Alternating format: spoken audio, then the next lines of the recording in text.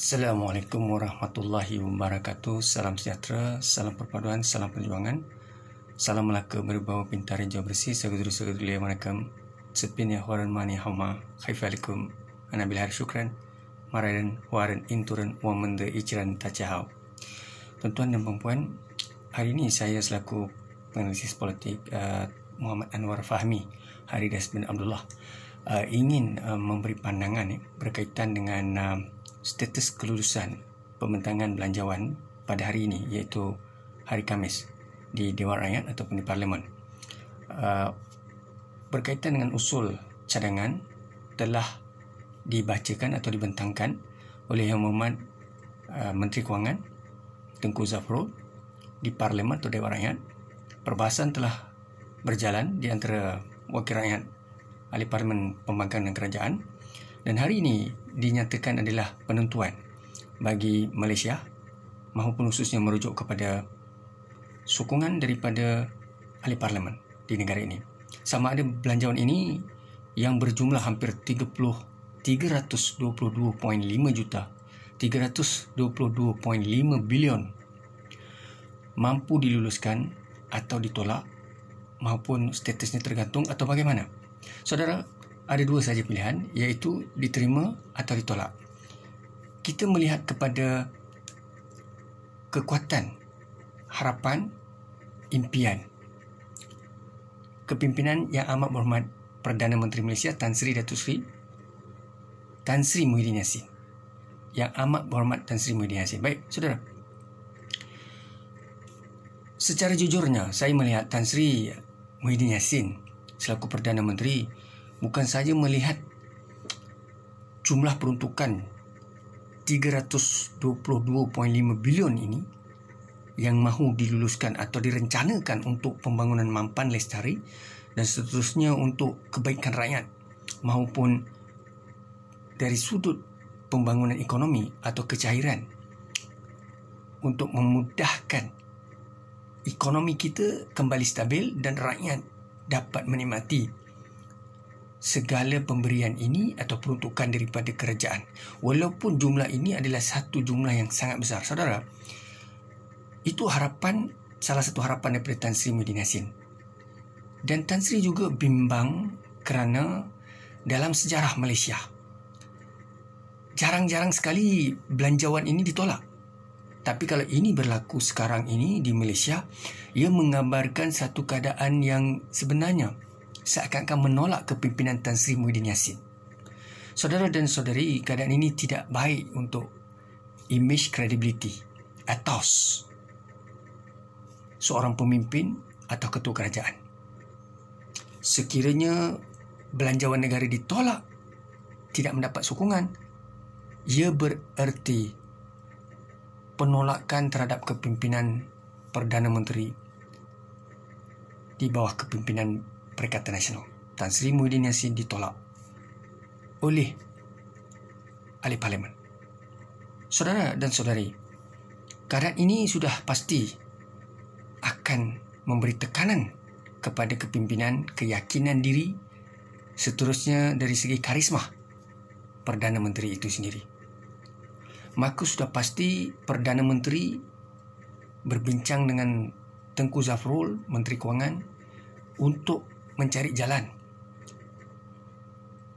bagaimana caranya agar semua ahli Parlimen di kalangan mereka barisan kerajaan dan pembangkang menyokong pembentangan meluluskan bajet pada hari ini.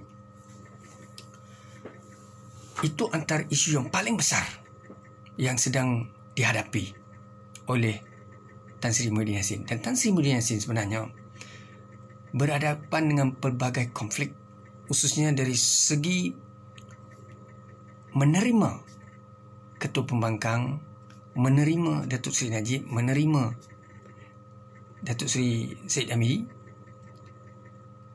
kerana masing-masing mempunyai perception, masing-masing mempunyai pengalaman, masing-masing mempunyai integriti berbeza. Wal-Imah Datuk Seri Najib menyatakan perkara yang baik, tetapi penerimaan kepada Tan Sri Muhyiddin Yassin seakan-akan ia ibarat mengajar beliau kerana Datuk Seri Najib sedang berhadapan dengan pelbagai kes di mahkamah, masih berjalan prosiding mahkamah itu, dan ada isu politik di situ. Begitu juga Datuk Seri Najib dan juga Datuk Zaid Amidi sedang berhadapan dengan pelbagai kes di mahkamah. Perkara ini melibatkan integriti. Oleh kerana ada konflik politik di situ, maka penerimaan kepada Tan Sri Muhyiddin Yassin agak tidak begitu lestari. Dan namun demikian, Tan Sri Muhyiddin Yassin tidak ada pilihan.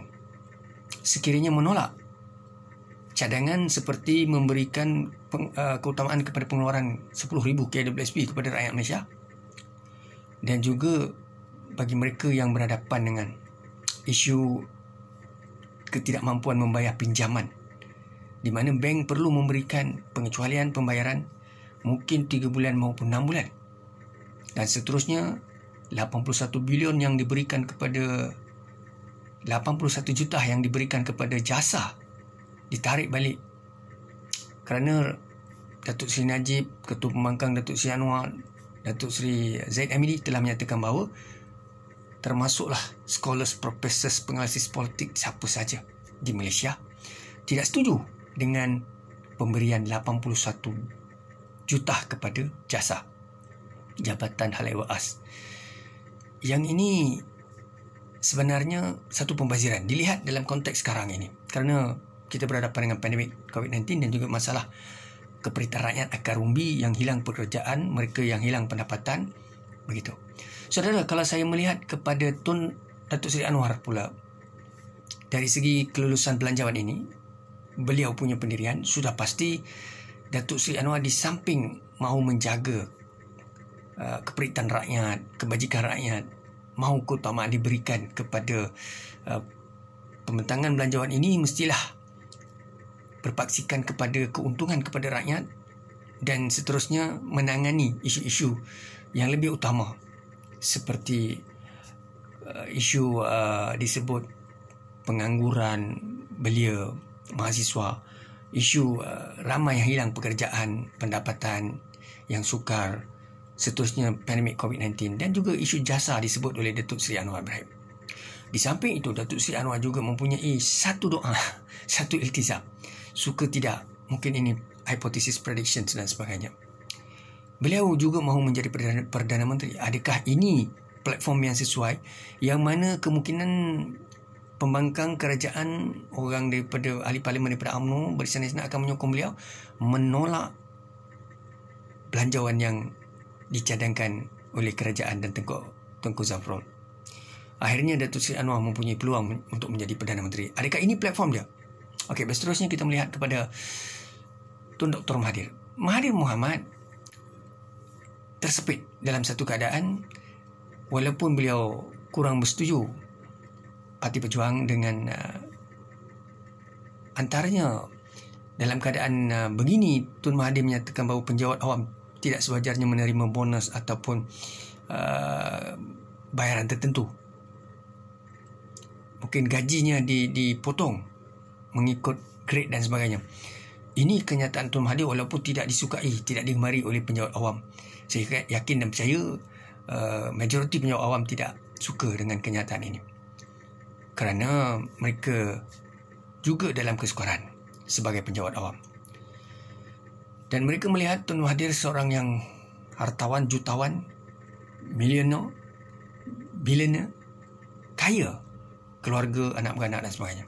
Jadi apabila kenyataan itu dikeluarkan, sudah pastilah penjawat awam marah. Tapi saudara, isunya adalah, adakah Tun Mahathir mengharapkan belanjawan ini ditolak?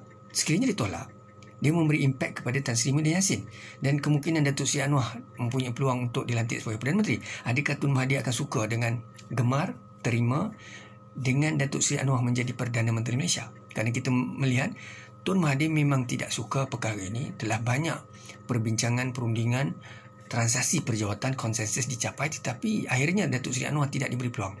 Ini realiti politik Malaysia. Dan Tun Mahathir juga bercita-cita untuk menjadi Perdana Menteri ke-9. Itu kenyataan yang berlaku dan pernah dikeluarkan beliau tidak ada masalah sekiranya diberi ruang lagi untuk memimpin negara ini. Atas alasan beliau mau menyelamatkan Malaysia. Itu pandangan beliau. Tapi perception scholars, professors, penganalisis rakyat, opposition, ahli parlimen, pembangkang kerajaan agak berbeza dengan beliau. Kita melihat pada Datuk Seri Najib. Najib Razak memang sekarang ini berjuang habis-habisan untuk kepentingan rakyat. Beliau membawa pelbagai dasawarsa, idealisme dan sebagainya. Kita jelas sudah terang lagi bersuluh perjuangan-perjuangan dalam parlimen dan sebagainya, dalam pilihan raya kecil dan sebagainya. Manifesto yang dilontarkan oleh Datuk Najib cukup jelas. Tetapi dia berkait dengan Datuk Zaid Hamidi juga. Ada kesamaan di antara mereka. Adakah mereka sedang berhadapan dengan kes di mahkamah? Walaupun memang kenyataan telah dinyatakan bahawa satu fitnah, satu agenda untuk menjatuhkan, membunuh karier politik, satu agenda untuk membalas dendam dalam politik di antara kepimpinan Pakatan dan Barisan Nasional dan sebagainya. Dan prosedur mahkamah sedang berjalan. Pelbagai kes melibatkan Datuk Seri Najib dan Datuk Zaid. Ia juga memberi ancaman kepada mereka berdua dan pemimpin-pemimpin UMNO yang lain. Saudara, dalam konteks itu, dan kita melihat dari satu sudut, ahli parlimen UMNO sangat gairah yang ada jawatan di bawah Kerajaan Perikatan Nasional. Ahli parlimen UMNO yang mendapat jawatan dalam kabinet, timbalan menteri-menteri dan sebagainya, mereka menyokong benar sungguh-sungguh Tan Sri Muhyiddin Yassin. Tapi yang tidak ada jawatan, tidak diberi merit, tidak diberikan apa-apa jawatan menteri, timbalan menteri, JLC dan company, mereka marah. Saudara, apa yang sedang berlaku di Malaysia? Khususnya kita merujuk kepada pembentangan belanjawan. Pada hari ini, Khamis, lulus atau tidak? Masing-masing ada kepentingan. Rakyat tersepit kerana percaturan politik. Politik tidak stable. Integriti politik lemah. Percaturan berlaku seperti perjudian. Dia tidak berlaku seperti satu kenikmatan dan satu perundingan berpaksikan kepada integriti, accountability yang tinggi. Tetapi percaturan, perundingan, perbincangan ini atas dasar seakan-akan perjudian. Apabila kita sebut keywordsnya, kata kuncinya perjudian seperti haram, seperti satu yang dilaknat. Jadi bagaimana keadaan dan kedudukannya? Boleh atau tidak dimurnikan semula belanjawan ini ditolak? Pada saya, cara pribadinya boleh. Tetapi perlu segera. Kalau ditolak, kelulusan ataupun perbahasan untuk luluskan kembali boleh dibuat dalam masa seminggu daripada sekarang. Tidak ada masalah. Mungkin 3 hari daripada sekarang. Ataupun 2 hari daripada sekarang. Tidak ada masalah. Tetapi kesannya apabila ditolak, kesannya kepada Tan Sri Muhyiddin Yassin. Mungkin hilang jawatan Perdana Menteri. Dia bukan isunya ditolak, dia akan memberi kesan besar kepada negara. Ditolak, hari ini, mungkin minggu depan, boleh lulus atas pemurnian. Tetapi kesannya kepada jawatan Perdana Menteri itu, masa depan dan maruah.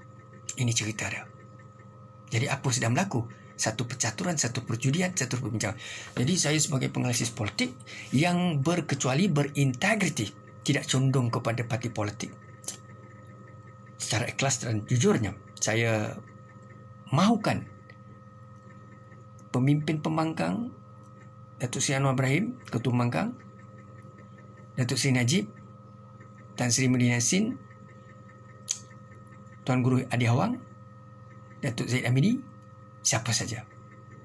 Jangan buat percaturan perjudian, tapi buat percaturan integrity, accountability, selamatkan Malaysia. With that, syukran dan diri. Assalamualaikum warahmatullahi wabarakatuh.